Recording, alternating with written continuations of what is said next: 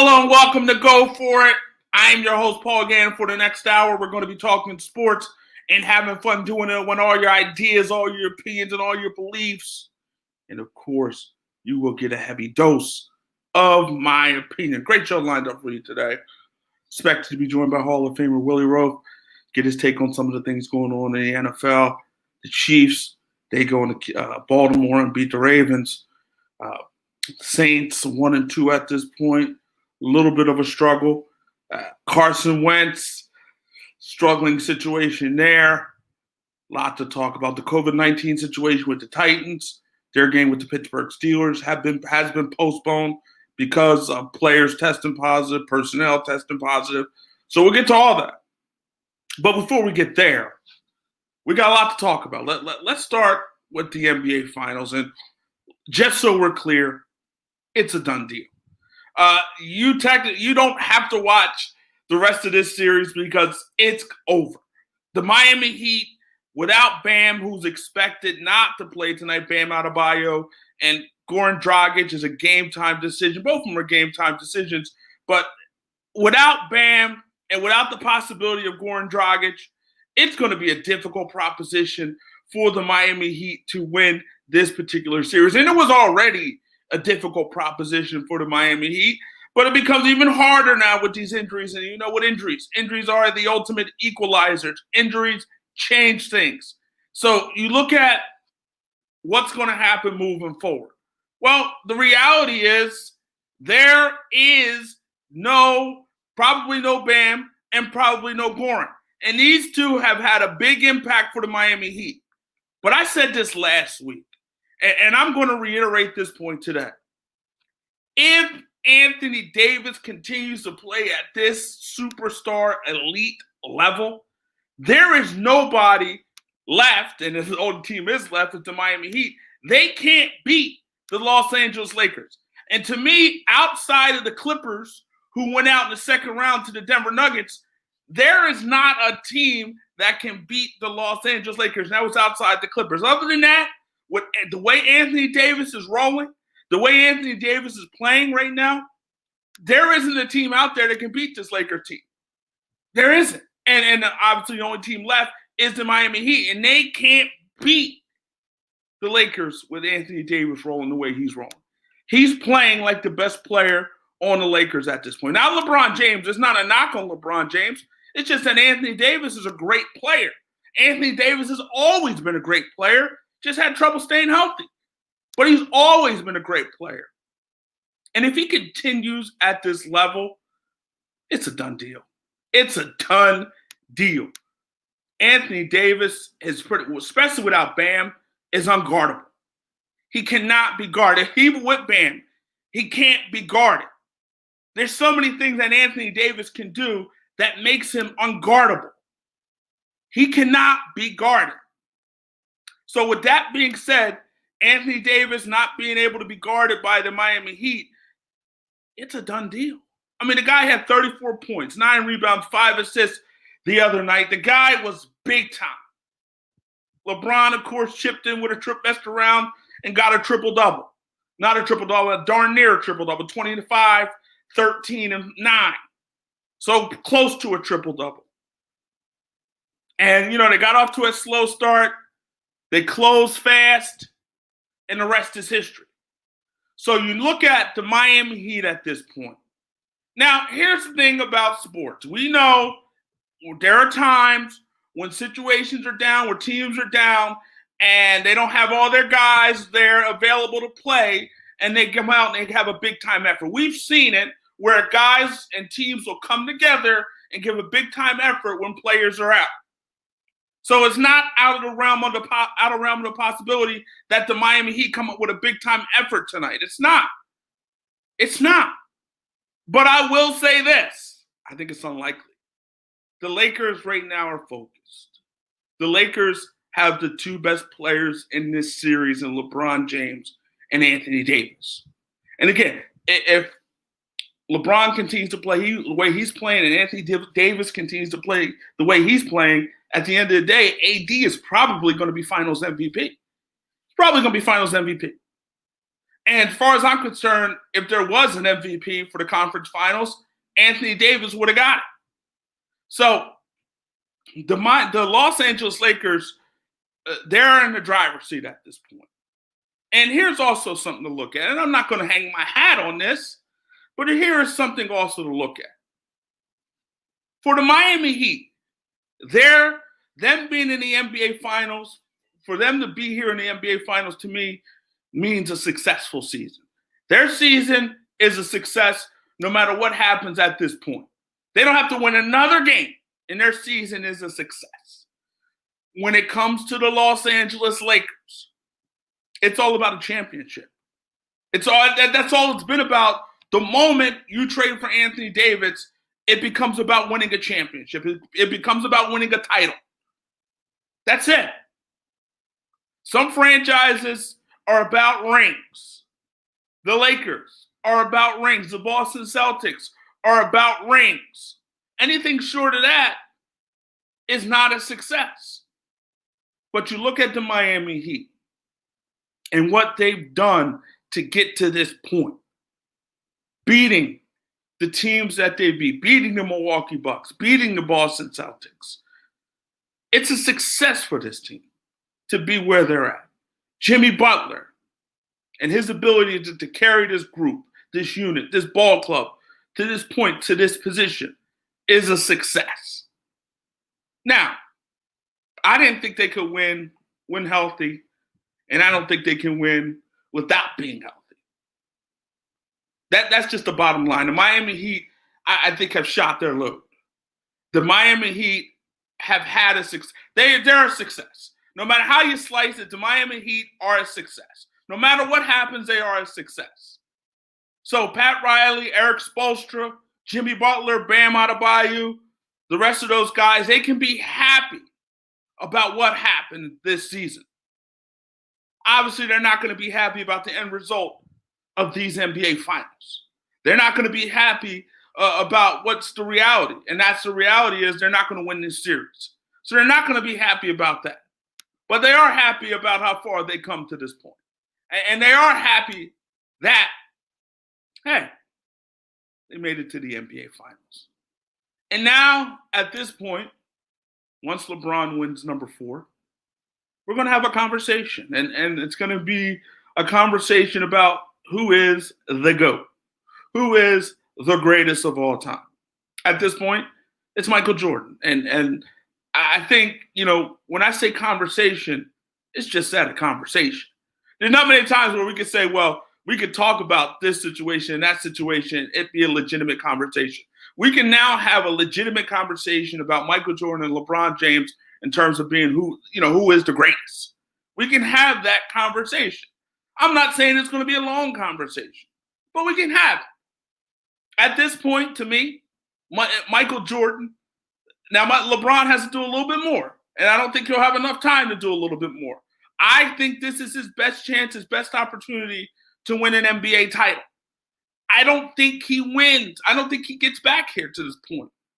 I would be surprised if he gets back to this point. I'll tell you why.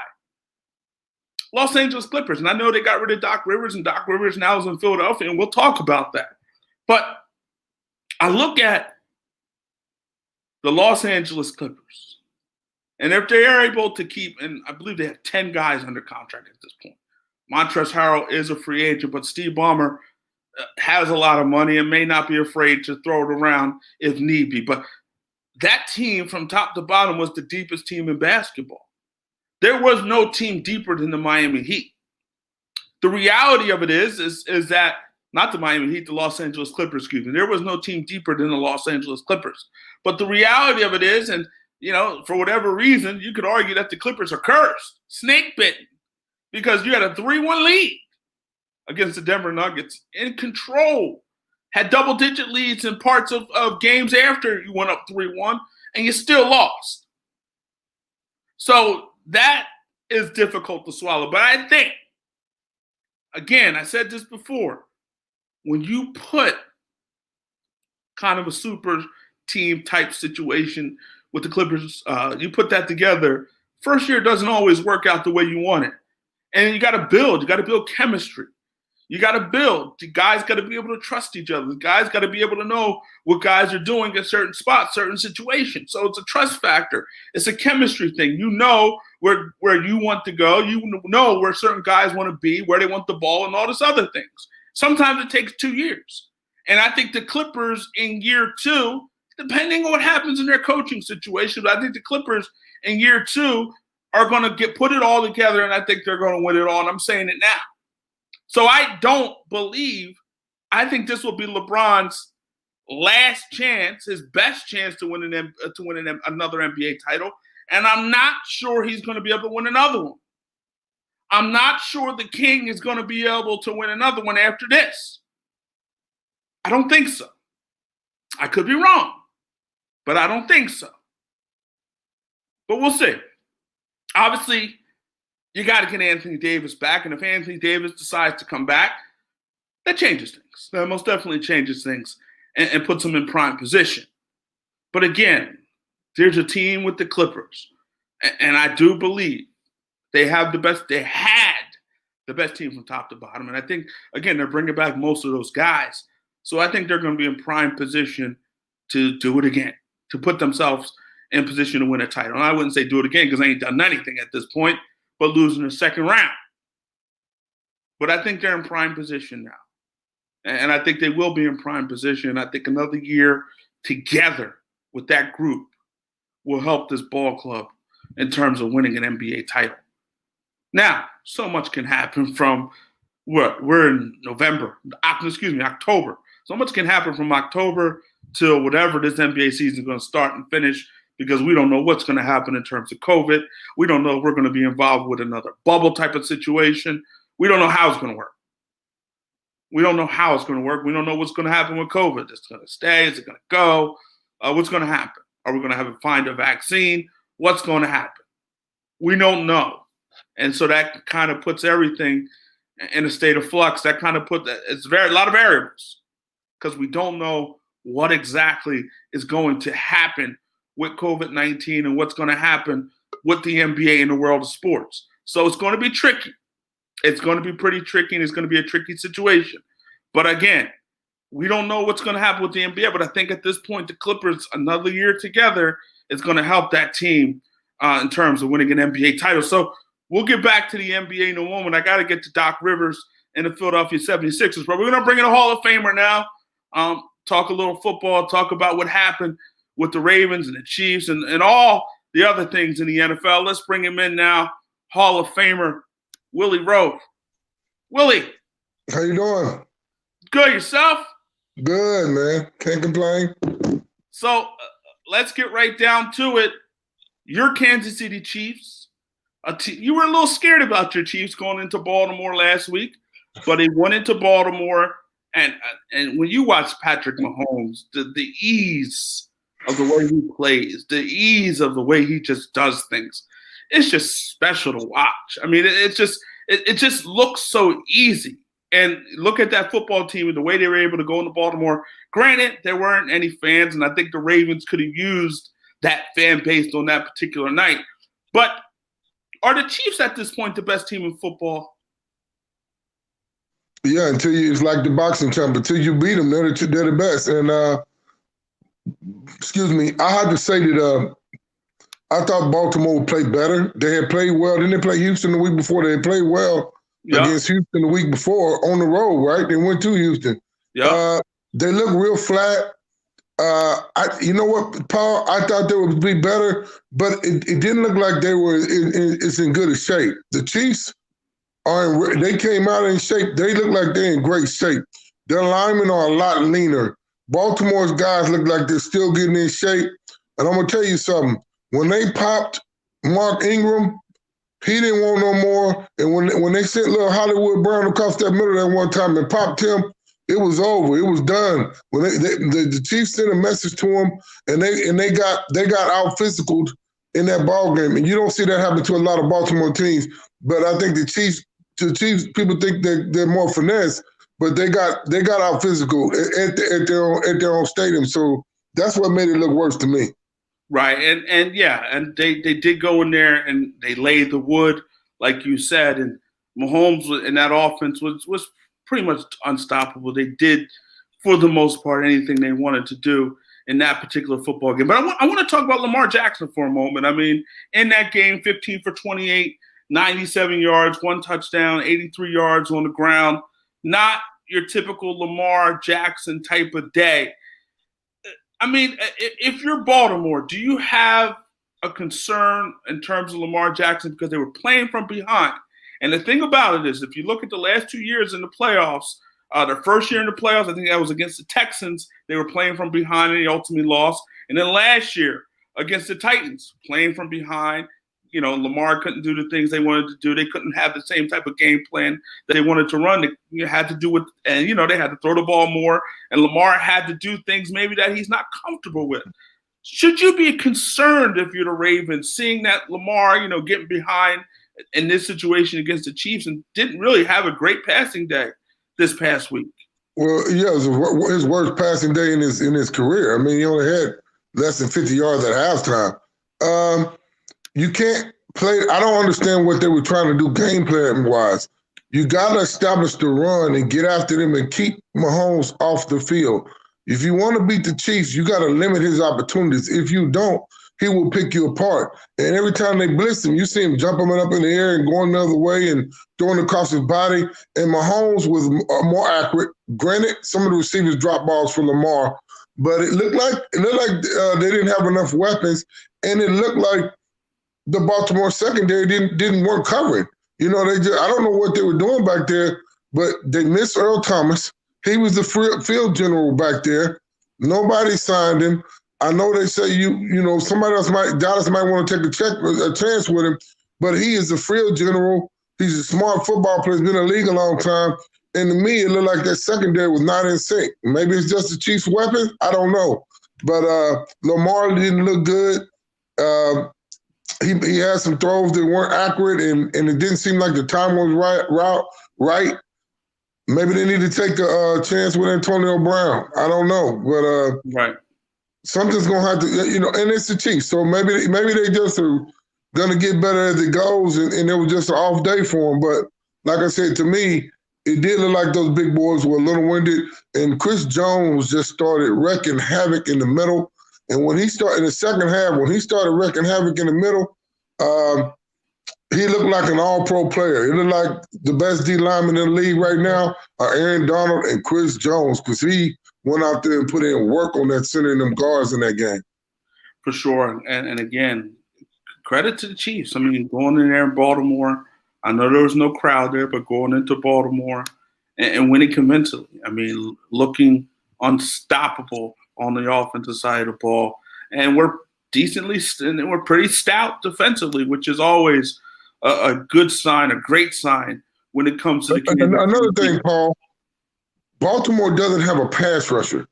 See, if you want, the Chargers play with the Chiefs because they can get to you with 4. They might blitz occasionally, but with Bosa and Ingram on the other side, they can put pressure on you with their defensive ends, and you have to keep Lamar. You have to keep Pat and contain. They didn't contain him. If you let him get out the pocket, somebody's got to contain him. You got to have somebody spine him. But that's the problem. Then if you got somebody spine him and you got 4, now you open up all these guys down the field. But Baltimore couldn't get any pass rusher. I know you got the boy from La Tech in them, but none of those guys are quick, game-changing pass rushers that can get up the field and create havoc. You need a dominant pass rusher, and they just don't have that right now. Yeah, and again, I mean, no sacks on Mahomes this past week. And, I mean, I just watched the Chiefs, and I just watched Patrick Mahomes. It's Jordan-like. I mean, it's Jordan. It's unbelievable watching him, man. He's laughing, Paul. He's laughing out there. Yeah, it's just it comes too easy for him. I mean, the game just comes too easy for him. The throws that he makes. Did you see the throws, Paul? I mean, he was dropping that ball. Then you got the little running back who was coming out the backfield. Now, what you going to do? And then you got 17, Hartman that run the 4-2. You got Hill running the 4-2. You got Sammy Walker's running the 4-3, 4-4. And you got Kelsey down the middle. Now you got the little running back. I don't know what pick your poison. Yeah, I mean, Hilaire, I mean, and his like you said, they got so much speed Like they have so much speed on that field at one time. It is difficult for any team to stop it. And the reality is the only way it's going to get stopped, in my opinion, if an injury happens. That's the only way I can see it getting stopped. Because let's look at the last 2 years. Reality. New England, they stopped them in the first half of that championship game, but the second half they didn't stop them. And the Chiefs were able to score. A few things happened. A guy jumped off sides, and that was it. That was it. Jumped offside. They had to intercept. They sitting on 2 rings right now. Easily. They definitely were the better team. They were better than New England last year. I felt, but 2 years ago I felt. But things happen. Tom Brady happens, and the rest is history. So we have the situation now with the NFL and COVID. COVID has the NFL to this point.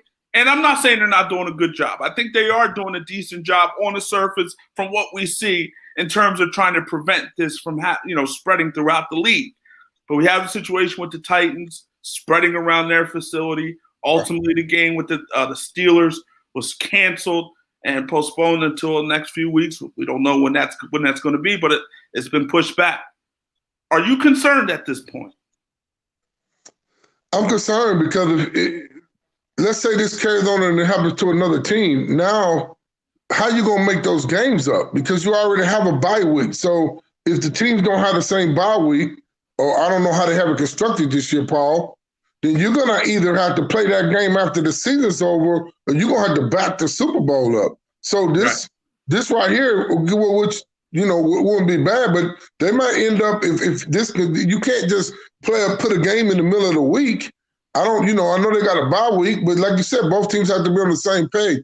Look what's happening at the White House right now. I'm watching the president getting airlifted to the hospital. Obviously, something's not right. We pray for him and his family, but having experienced COVID myself, even if you got minor symptoms, and I was sick for about a week, and first you got to quarantine. You're supposed to quarantine for 2 weeks. And I was sick for at least a week with a mild fever and not feeling myself for a week. So I couldn't do anything. I was lethargic. I couldn't do anything. Now, I don't know if any of those players are feeling like that, but it's supposed to be, Paul, 2 weeks. Yeah. And you got more people testing positive. So they're not really supposed to do anything, not for 1 week, for 2 weeks before they even do anything. If you got 7, 8 guys that are positive. So I don't know if it's less players and staff. Can you wait a couple weeks? But it looks to me like if this continues to happen, they're going to have to make some games up later in the year and then maybe push that playoff in the Super Bowl scenario back, which they should be prepared for. Yeah, and I think, at the end of the day, yeah, they probably are going to. And today, 2 more Titans players tested positive for the COVID. So they're going to have to make a decision. Football is not like basketball. It's not like baseball. Guys can't just go play 3 games in a row. Guys can't play a doubleheader. Guys can't play back to back. So you got to. The least amount of days that you can wait is what? So if you play on Sunday, sometimes I play on Thursday. So what's that? 4 days. So. That's a stretch. And some people believe that, playing from, going after playing on Sunday and then playing on Thursday, some people believe it's really not enough time anyway.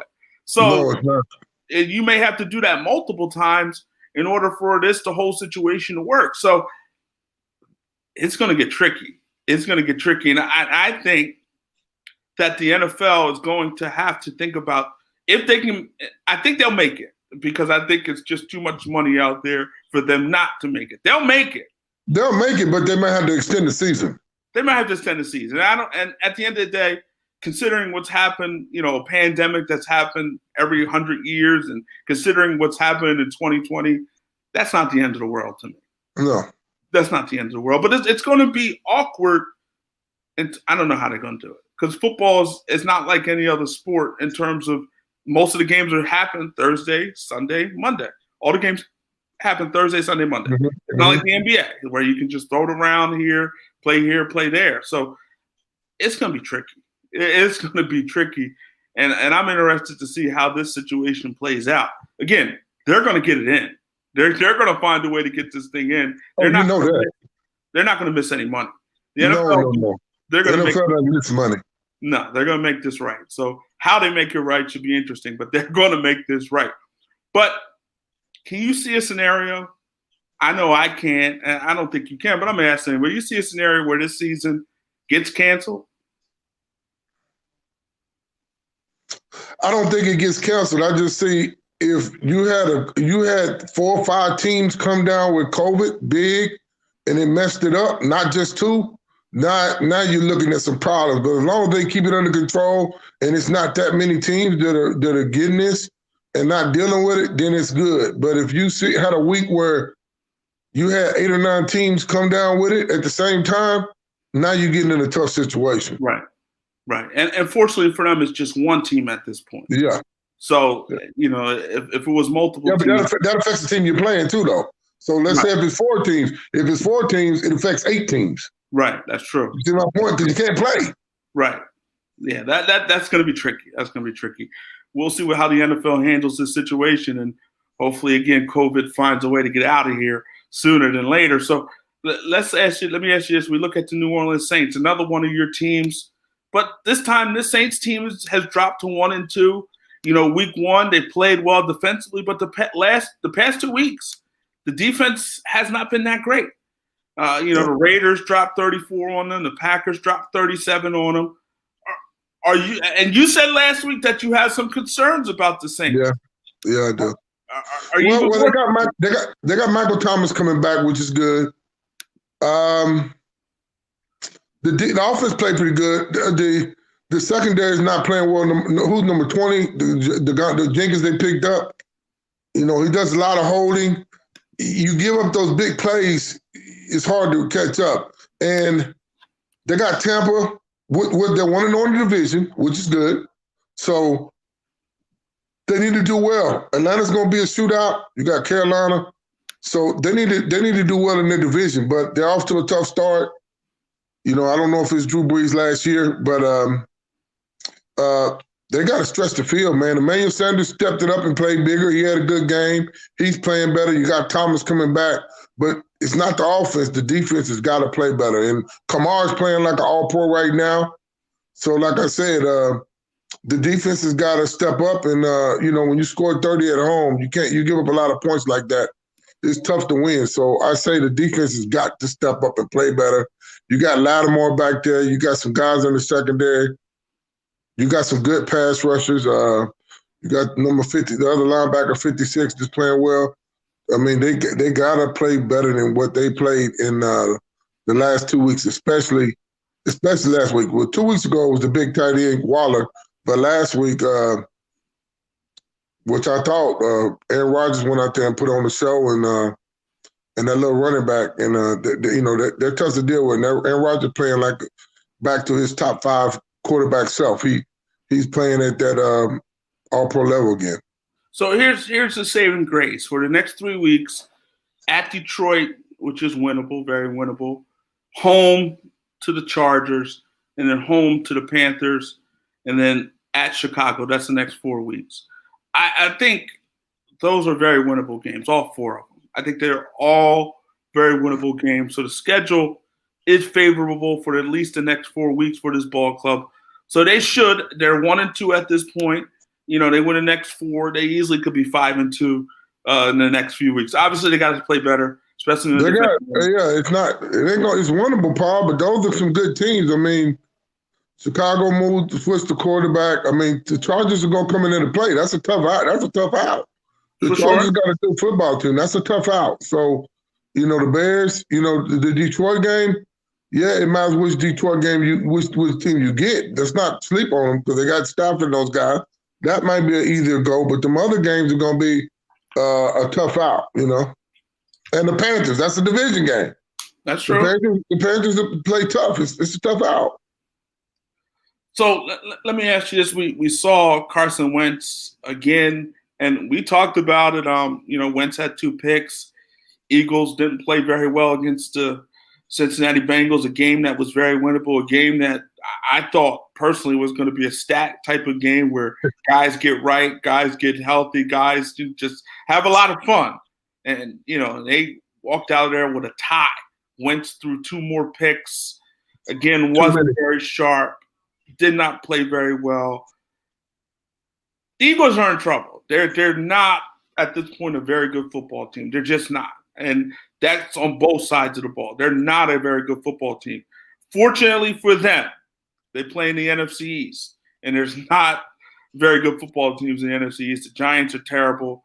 The Redskins, not very good. The Cowboys, who I think talent-wise probably are the best team in that division, not very good as well. So the Eagles' only saving grace is that they're in the NFC East, but they're in trouble. But let me ask you this. We look at Carson Wentz, and at what point, and I know you said maybe they just pull him out and go to Hurts just to sit him down and just to maybe get his mind right and get him refocused and so on and so forth. But when do you turn to Jalen Hurts? I mean, because obviously you drafted Jalen Hurts for a reason.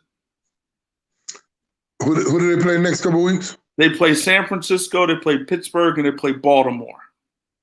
Their next 3 weeks, Eagles, when it's all said and done, easily could be 0-5-1. Easily. And well, San Francisco, that's a backup quarterback, though, right? Possibly. But it's looking like it is going to be, but possibly. There is a chance that. If Wentz don't play good this week, I can't put Hurts in against some other 2 teams.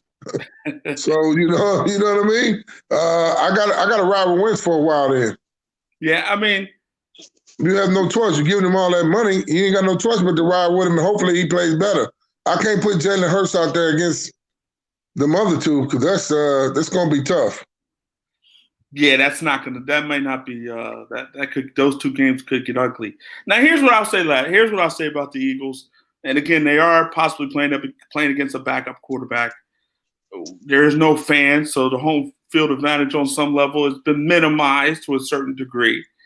And the last time the Eagles were in this spot last season, they were 1-2, went into Green Bay.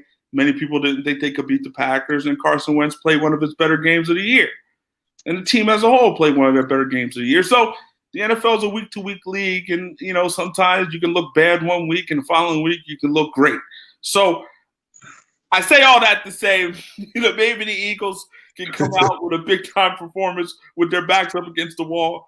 But I actually think they're going to beat the 49ers. I really do.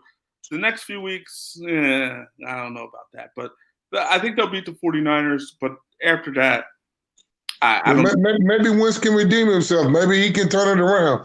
I don't know what it is. Is it the timing? Was some of the receivers out? Was Jeffries out? Well, Jeffries has been out the whole year. Deshaun Jackson left midway through the game with a hamstring injury. He won't play this week. As usual. When is Jeffries coming back? There's a possibility to come back next week or the week after that. But you have Dallas Goedert, their very good tight end, who is also out. Ertz still there. Ertz is still there, but it's just Carson Wentz, to his defense, is not working with the greatest of weapons at this point, and the offensive line is not that great either. So but he's missing throws when he has time. Peter's their guard. They were moving him inside. Is he back at tackle? The tackle got hurt. So he's at left tackle. Yeah, he's at left tackle. The other guy got hurt, right? He struggled last week. He gave up a couple sacks. Who's that? The big white kid on the other side? Lance Johnson. Yeah, he got beat? No, Peters got beat. What about Lane? Lane's solid. Lane is solid. But Peters got beat a little bit. Okay. Yeah, Peters got beat up a little bit. 38 years old at some point. Yeah, he's getting up there. He's getting up there, Paul. No, you can't do you can't play at a high level forever. He is going to be a Hall of Famer when it's all said and done. He is going to Yeah, he's definitely. He should be a first ballot Hall of Famer. That's a possibility. I mean, he's that great throughout the course of his career.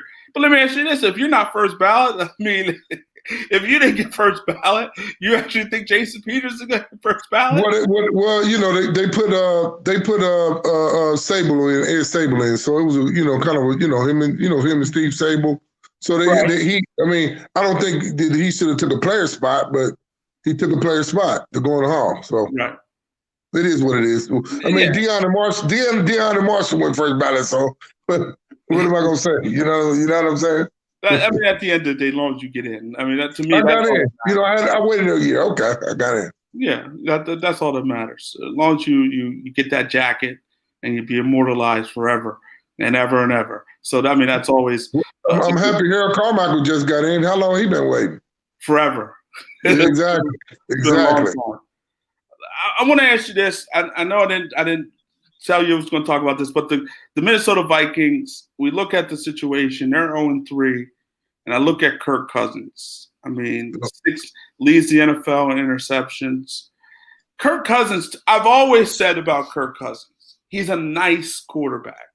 He's decent. He's solid. But you got to have a lot around him, I believe, if you want to win a title. And it's just he's made a lot of money. Man, he's made a lot of money for being a slightly above average quarterback, in my opinion. But he's made a lot of money. And, man, they're 0-3.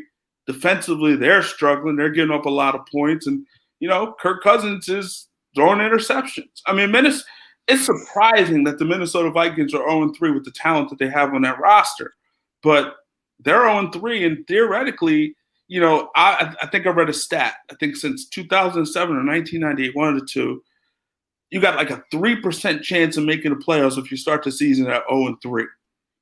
So, Well, I mean, that's the problem you said, Paul. A lot of these defenses aren't playing well.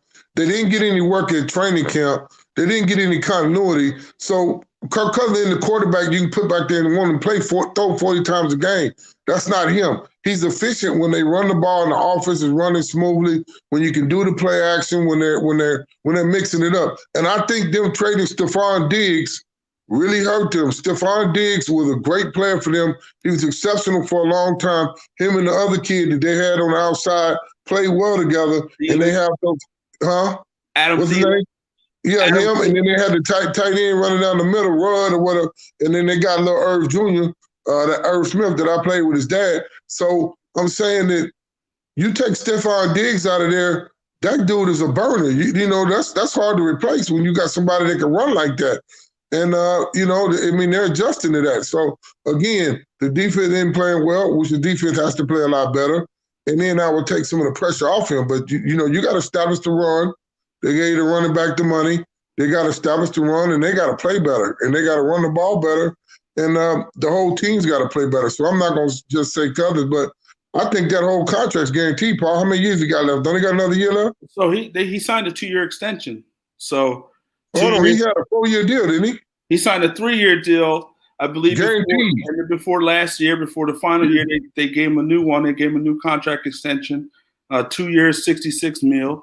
Well, he ain't going anywhere. No, he's going to be there. He might be there for a year, maybe another 2, maybe another year after that. So they're locked into him, and it's not looking good. I think it's time to draft a quarterback. I think they need to draft a quarterback this offseason. I think if this thing really goes into the tank, I mean, and they're having an opportunity at Trevor Lawrence, they need to take him. You got an opportunity at Trevor Lawrence, you better take him. You better take him for sure. And I said this with the Eagles.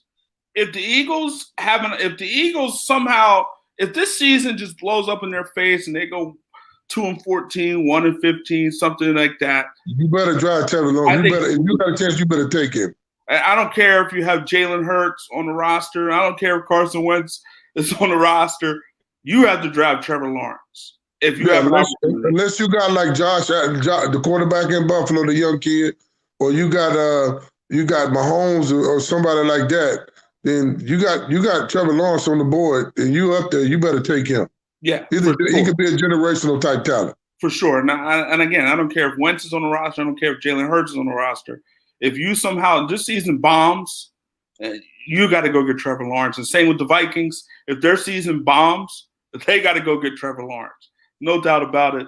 They got to find a way to get him if their season bombs. So we'll see what happens with that. But I don't know. The Jets are off to a bad start, and they're looking pretty bad. So I don't know if anybody's going to be worse than that. But we'll see what happens. So your boy, the king, LeBron James. At this point, I mean, you got your dog there. Louis. So you got your dog, Big Louis. But your boy LeBron James probably is going to win a fourth one. And at this point, let's not change it. Bam's probably not going to play this week. Not this week, tonight, I should say. And then Goran Dragic is also out, probably. So it's a done deal. I thought it was a done deal. I'm not going to say it's a done deal. Hero and Robinson, those guys got to step up. Nunn's got to play better. He's going to have to play big minutes tonight. We also have La Tech playing BYU on ESPN2, so all the fans go check out La Tech.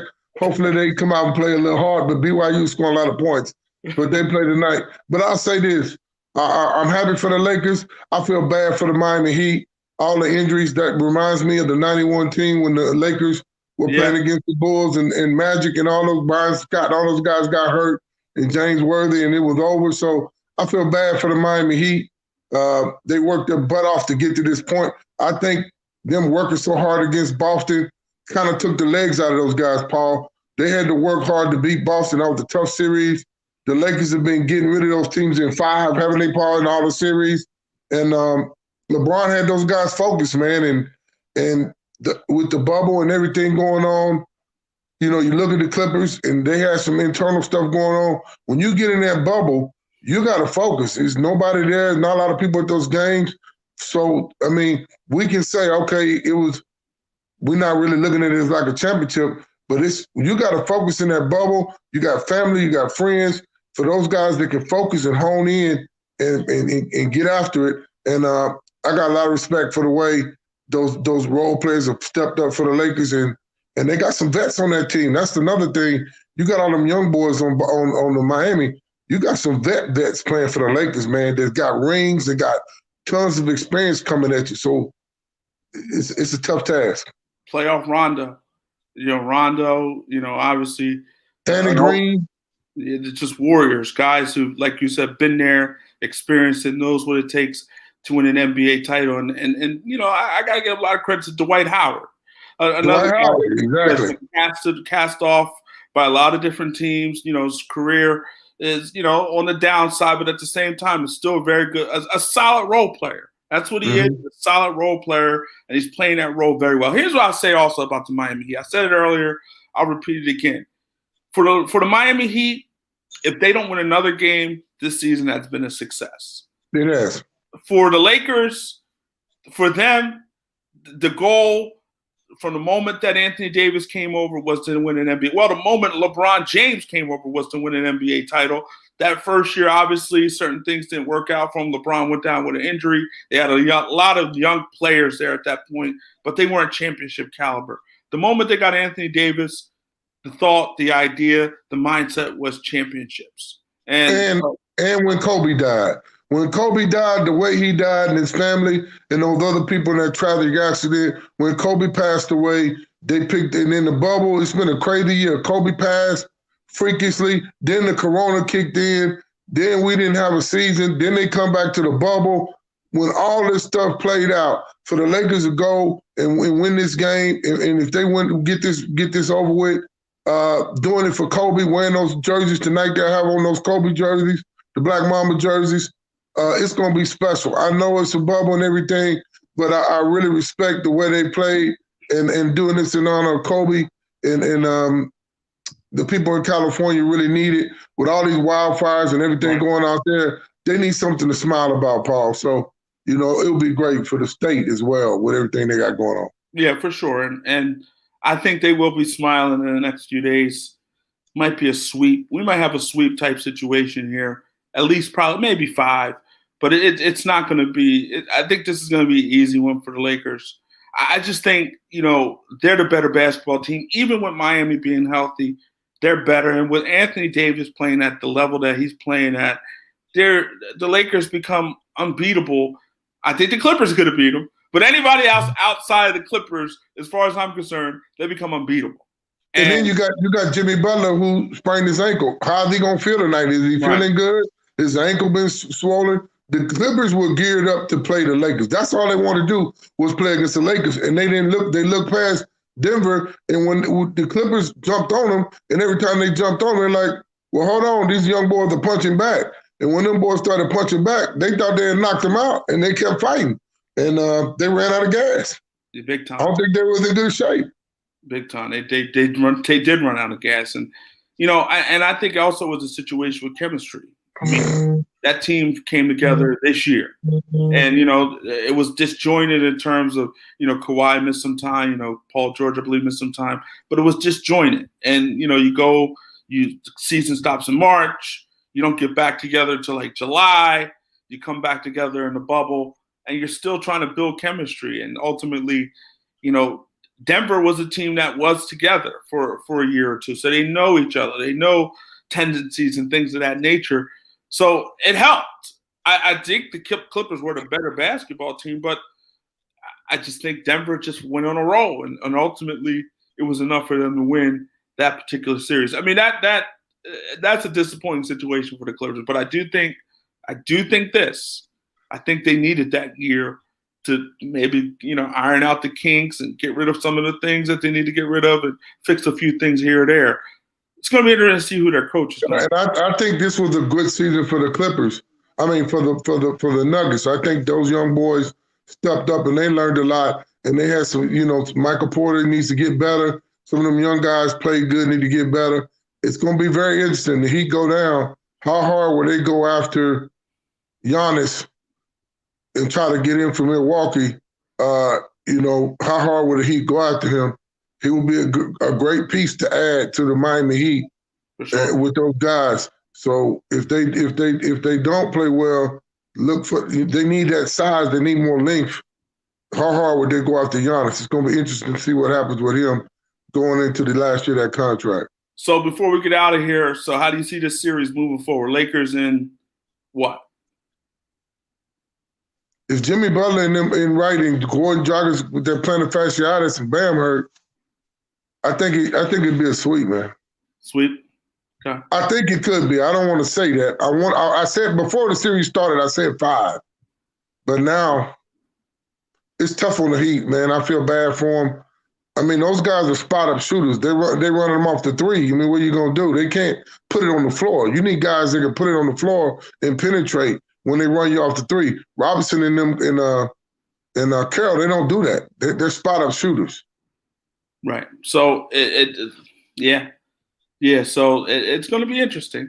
But Hero's got to play big. Heroes, if they want to win, their number one option has got to be Hero. Heroes, if they want to play, if they're going to win the game, Hero's got to step up like he did against Boston. He's got to step up. He's only 20, and he's got to have a night where he scores 35, 40 points. Jimmy hits 20, and then you got the role players playing. But Hero, for them to win some games in this series, I'm sorry, young boy Hero has got to step and play like a hero. He's got to step up and play at a whole nother level, and that will be the only chance I get him. So Tyler has to be a hero. Tyler has to be a hero tonight and moving forward. I don't think you're going to get another 37 points out of him.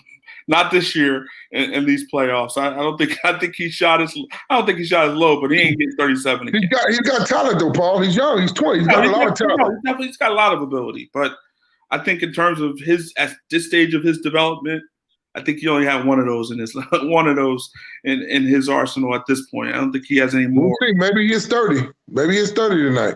Yeah. Wishful thinking. Wishful thinking, I think. Appreciate it. Well, I want to say I want to everybody pray for the president, regardless of our political beliefs. He's still the president and chief of this country. And having gone through it, I pray for him to have a speedy recovery, because this virus is weird, Paul.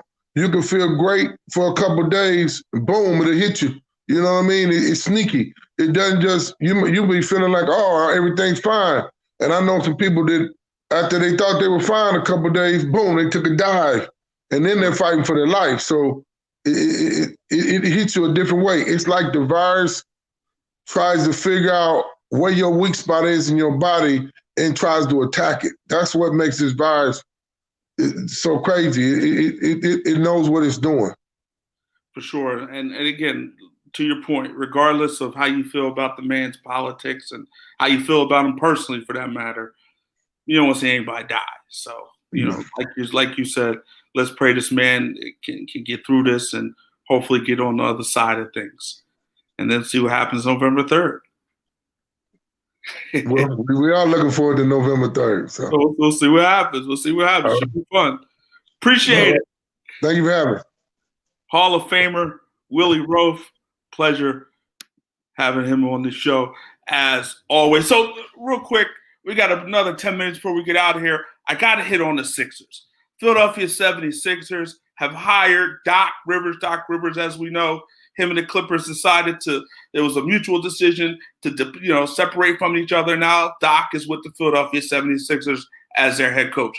I love the move. It's an obvious hire. There's not many times where you get obvious hires. This was an obvious hire. And I'll say this.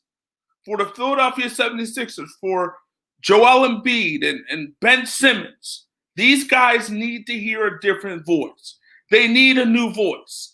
And that new voice is Glenn Doc Rivers, a guy who's won an NBA title with the Boston Celtics, a guy who I think comes in right away and gets respect from Ben and gets respect from Joel.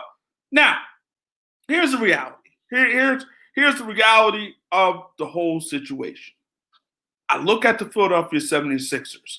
Now, the fit between Joel Embiid and Ben Simmons is a funky fit. It doesn't go in like so. It's not like a puzzle piece that comes all together. It's not perfect.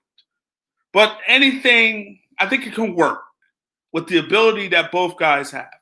But I will say this. Ben Simmons has to shoot. The jump shot, he has to get better. I'm not saying he has to be Duncan Robinson. I'm not saying he has to be Kyle Korver. I'm not saying he has to be a lights-out three-point shooter. I'm saying he just has to have a functional 15-footer, 15 to 17 feet. It has to be functional. It has to be a sit where it's respected. It has to be the type of jump shot that is respected. I think it has to be that. It doesn't have to be great. It just has to be solid. Magic Johnson never had a great jump shot, but it was solid and he was willing to take it. Ben, it's everything to the cup, everything to the cup, everything to the cup. At some point, and his body, he had the back and ultimately he had the knee. If you're taking everything to the cup, you're going to take a bang. You're going to take a little bit of a beating. And so he has to work on that jump shot. That jump shot has to be functional. It has to be. Joel Embiid has to get in better shape. There's no doubt about it. The man is not in optimum shape. I'm not saying he's fat. I'm just saying the man has to get in better shape. He's got to get in better shape. He in these playoffs, he started out great and he ended with a whimper. So he starts the game well, has a big time first half, and then second half he slows down a little bit. That's conditioning, man. Your conditioning has to be right. Tobias Harris, right now he's playing the 3. I'm not so sure he's better suited to play. I think he might be better suited to play the 4. Because you look at the Sixers lineup, there's not many guys that are breaking dudes down and getting their shots. Josh Richardson, he can get a shot. But it's not, he can get a shot. Ben Simmons struggles in that area. He can get to the cup, but that's about it. And when the competition increases, when the defense gets a little tougher, we've seen it in the playoffs, whether it was Kawhi and the Raptors or whether it was the Celtics before that, the year before that. It's difficult for Ben. He has a difficult time getting to the lane. He has a difficult time scoring the basketball. So I look at that situation, and again, Ben has to get a functional jump shot. Jump shot has to get functional.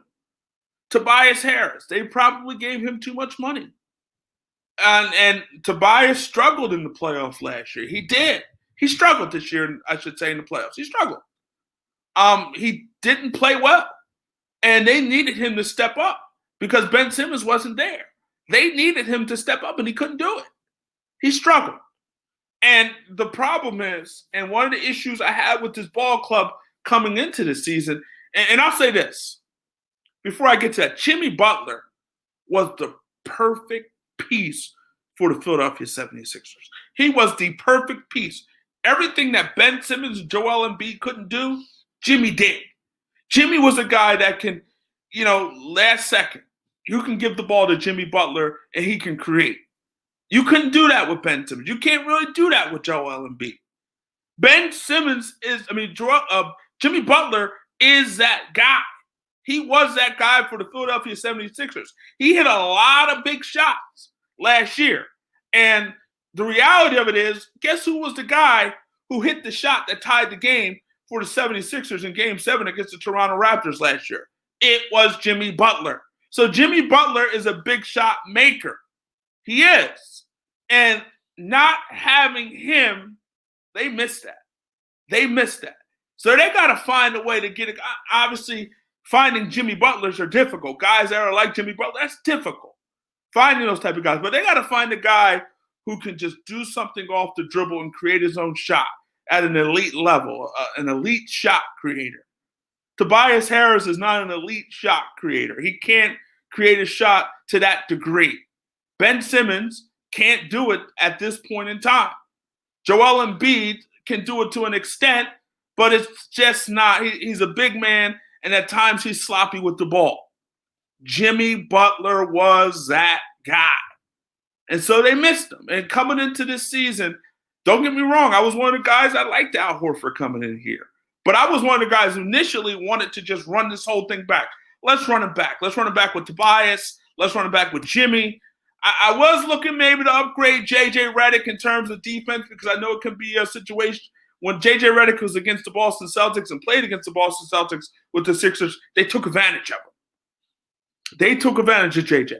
So I was thinking about maybe seeing if I can try to upgrade that position, not in terms of shooting, but in terms of defense. But I was okay and wanted to run that thing back. I wanted to run it back with Tobias and Jimmy and Ben Simmons and Joel Embiid. And if we had to go J.J. Redick as well. I wanted to run it back. That was my initial thing. That's what I wanted to do. Ultimately, that did not happen. Ultimately, Al Horford came in, and it was a funky fit. It was. It didn't work. It did not work. Now, I will say this. If Ben Simmons was healthy in these playoffs, it makes a difference. I'm not saying that. Actually, I am saying they would have beat the Boston Celtics because Ben Simmons, it's not necessarily what he does on the offensive end because they did miss that. And I think I was surprised how much they missed it because they really didn't have anybody to facilitate the offense. But they missed him really on the defensive end because Jason Tatum got off and they really didn't have an answer. And obviously, another reason why the Sixers failed was because of Brett Brown. Brett Brown was so slow to make adjustments. Too slow in terms of making adjustments. Brad Stevens outcoached him 2 years ago in the playoffs in a series that was very, very winnable for the Philadelphia 76ers. That was the year they lost Kyrie Irving, the Boston Celtics. That series was so winnable for the Philadelphia 76ers 2 years ago, and they lost in 5, which was unacceptable. Last year, I give Brett Brown a pass because I blame the loss to the Toronto Raptors in that second round last year on Joel Embiid. If you remember, Joel Embiid had a big-time Game 3, was unstoppable in Game 3. Game 4, talking about he's sick, this, that, and the third, wasn't going to play, ultimately did play, but was sluggish. He was sluggish in Game 4. Game 5, he was sluggish as well. So I just look at that with the Philadelphia 76ers, and I'm saying to myself, okay, I don't blame the loss to the Toronto Raptors last year on Brett Brown. I blame it on Joel Embiid. And I also look at it from this standpoint. When you look at the Philadelphia 76ers and those young guys, Simmons and Embiid, I don't think they realized how close they were to winning an NBA title. I don't think they realized it because the reality of it is if they beat Toronto, I think they had a good shot against Milwaukee because I think they matched up favorably against Milwaukee. And then you get to the NBA Finals and you have the Golden State Warriors who lose, Klay Thompson and Kevin Durant. And that, to me, is the only reason the Raptors won those NBA Finals is because Klay Thompson didn't play, and it's because Klay Thompson played the first 6 games, was missing it in game 6 after tearing his ACL late in that game. But you lost him, and then you lost Kevin Durant earlier in the series to an Achilles. So I don't think the Sixers realized how much of an opportunity they had to win an NBA title. I don't. But I think now with Doc Rivers in there, a new voice, a voice that brings authority, a voice that you ultimately respect right from the get, because this is a guy who's won an NBA title. It helps. It helps. Now, the way the roster is constructed is funky. You got to figure out what you're going to do without Horford. I do think they need almost like and Tim Hardaway said this, told me this a few weeks ago. I think they need, I don't want to say a backup point guard, but they need a not a smallest point guard, but a guy that can create his own shot. They need another shot creator. And they need a guy who can create their own shot. They need it. Just maybe a guy who's just a flat-out scorer, almost like a Lou Williams type. A Lou Williams type who's just a flat-out scorer. You need something, and a guy who can create his own shot at a fairly elite level. You need that. Man, I think it should be interesting to see what the Sixers do with this roster.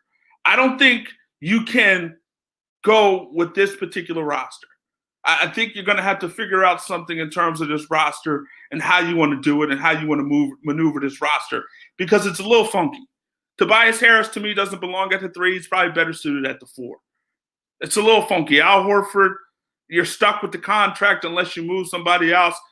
So it's going to be interesting to see what the 76ers do. But I will say this. They got it right with the coaching hire. They got it right with they got the right guy. They got the right guy. Now they got to build this team a little differently. Again, Embiid has superstar ability. Ben Simmons also, I believe, has superstar ability if he can find a way to get a functional jump shot. But here's my concern with Ben Simmons. The game came so easy and comes so easy for him. But also, he strikes me as the type of guy that, you know what, I don't have to go out there and work on my game, because I can go out there and get 16, get 7 rebounds, 8 assists, and still be an all-star year in and year out. So, and yes, the 3, I agree. The East is fairly strong because, like, you got Milwaukee, you got Miami, you got Boston, you got Philadelphia, you got Toronto. So the East is fairly strong. But again, a healthy Philadelphia 76er team with Doc Rivers at the helm, and again, they got to figure out in terms of this roster. They got to figure this roster out. They got to do something because it's a little funky. But again, they got the coach. And now Elton, Doc, and the rest of the Sixer organization have to find a way to put a winner in Philadelphia. And it's up to Joel Embiid and Ben Simmons for that to happen. I want to thank Hall of Famer Willie Roaf for joining us. You can listen to this show, other great shows, blockradio.com/PGAN. Also here on our YouTube channel, youtube.com/GoForItGan. Also Facebook, facebook.com/GoForItRadio. For everybody here at Go For It Radio, we hope you have a great weekend. See you later. Take care.